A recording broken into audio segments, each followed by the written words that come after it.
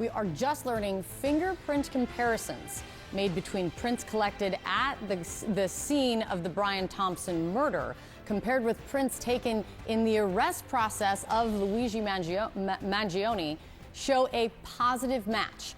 Two law enforcement officials briefed on the matter have just confirmed to CNN. We're going to have more on that in just a moment. Also this hour, Mangione is still behind bars in Pennsylvania after a judge denied him bail. Before his court appearance, that was yesterday, he yelled and struggled against officers once he turned and saw that the media was standing outside the courthouse. And police now say a notebook that they found on him has a so-called to-do list in it from before the killing, as well as a reported reference to deciding not to use a bomb to target the victim so he would not, quote unquote, kill innocents. Also new this morning, disturbing video of what appears to be wanted posters popping up around New York City for other health executives. All of this as the suspect's lawyer is now speaking out about offers they say they've received to pay from outside to pay for his legal fees.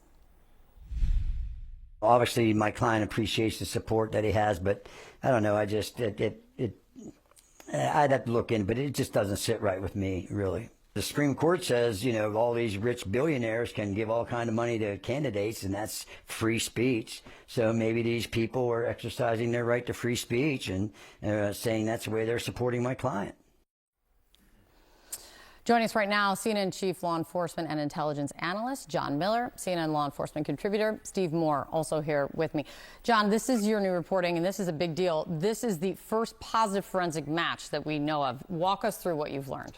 So, fingerprints collected at the scene of the Thompson murder from a plastic water bottle, from a discarded cell phone, the so-called burner phone, have now been compared against the arrest fingerprints taken by police in Altoona of the suspect, and yesterday they were able to make a match to the prints that they collected at the scene. Not a surprise in some regard, in that they had an individual allegedly with a gun and a silencer and a mask and those things, but it is the first scientific forensic match that joins the growing pile of circumstantial evidence that they can say, well, how else would it be someone if that fingerprint is here and he's there with that gun and so on. Now, there's more, which is DNA evidence still pending, ballistic tests still pending. Part of that is because the gun was recovered in Pennsylvania. To match that to be the same gun, they would have to obtain it, fire it, test it, compare the shell casings and the bullets. But this is a big deal. It is a big deal because, you know, to this point, that could be one of the things that you could hear from the suspect's attorney saying, you don't know if this is the guy. This wasn't me. We talked about this, right? Like, you could say this isn't me. This a guy with a mask and this, whatever. But this is scientific connection, forensic connection between the two. Talk to me more about ballistics. Is it just a logistical kind of obstacle that needs to be overcome in order to get confirmation or not that the ballistics match, do you think? Or, you know, the gun is actually the charge that they are holding him on in Pennsylvania. So that evidence needs to stay with him because, you know, they are the ones who have him in custody, and he has not waived extradition, which basically says, I'm not going to New York, where they would then turn over all that evidence to New York City and then have them do those tests. But they understand, you know, they are in it for the long game. They don't need to know that tomorrow or the next day, and it gives them more time to do the background investigation they're still doing, which includes mundane things, but very necessary things like completing the video canvas, tightening up that map where they can show a picture of him almost through every step of his New York journey. I want to get to more of that, but Steve, let me bring you in on this, just the importance of what John Miller has learned about this fingerprint match. Yeah, as we've learned, something can look like a slam dunk case, but a lawyer can find just niches or cracks in any kind of strong case. And what they're doing now is filling up the cracks. They're eliminated any doubt before they go to trial that this is the person who committed this crime. He's already fighting. He's already shown what he's going to do. He's going to fight every single motion, even a perfunctory extradition motion. So he isn't going to go quietly on this. So the police are obviously dotting their I's and crossing their T's. For sure. And John, something that we've talked about, and I guess it still remains, there are so many questions that remain. And I'm wondering if this notebook that we're learning more about kind of adds to this picture is, how did this guy know that the CEO was going to be where he was going to be when he was?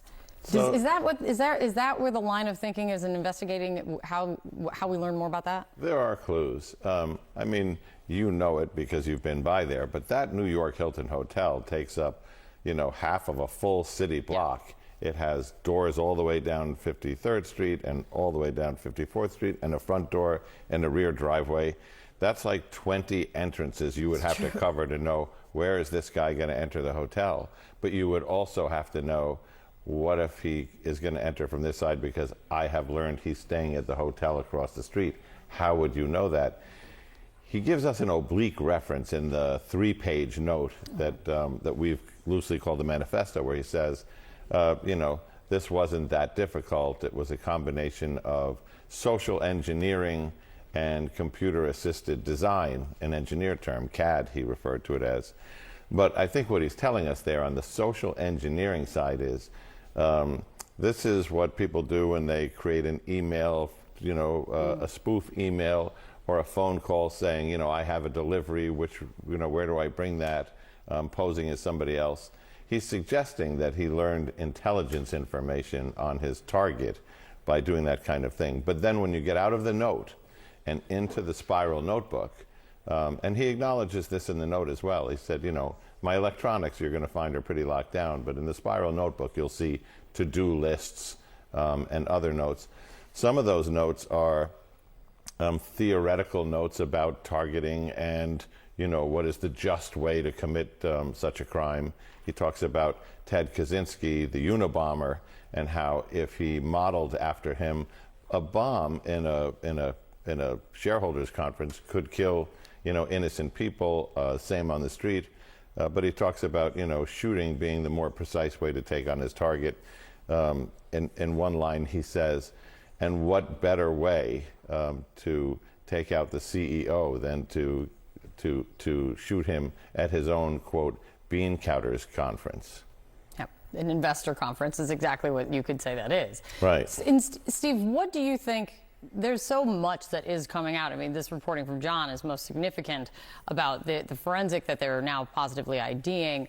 What questions do you have that remain now, Steve, and where you would say, leaning on your experience with the FBI, where you think this investigation focuses a lot of its energy now?